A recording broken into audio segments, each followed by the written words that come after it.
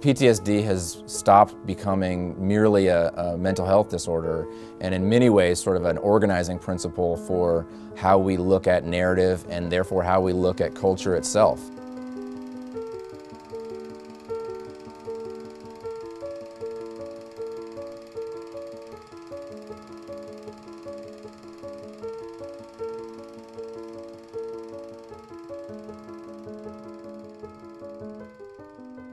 PTSD was first recognized in 1980, and immediately after it was entered into the DSM-3, the Diagnostical and Statistical Manual of Mental Disorders. The diagnosis has become so popular, they began to have problems almost with crowd control, and the boundaries of the disorder have continued to blur and expand.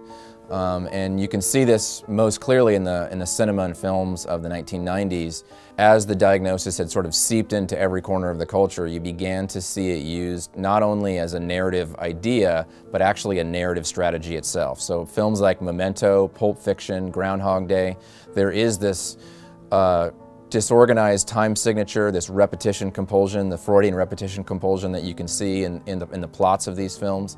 Today you can see it's very difficult to watch a film and not discover some influence of PTSD in the organization of the film.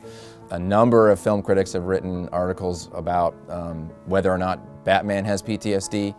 Katniss Everdeen, the protagonist from The Hunger Games, is repeatedly interpreted through the lens of post-traumatic stress disorder.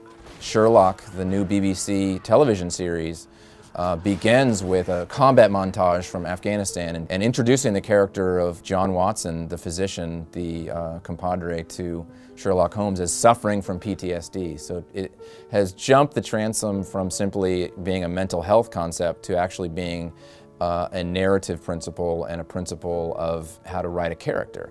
So it would be difficult to imagine how it could penetrate the culture to a greater degree, because it has penetrated all of the major artistic forms that we rely on today to understand our world. If you look, for example, at the flashback, which is considered by many to be the signature symptom of post-traumatic stress disorder, a group of British researchers from King's College went back and looked at the accounts and memoirs of soldiers who served before the age of film, specifically the Boer War and a number of British conflicts but prior to World War I, and did not find evidence of flashbacks in their accounts, which speaks to the role of culture and how culture informs our understanding of the post-traumatic state.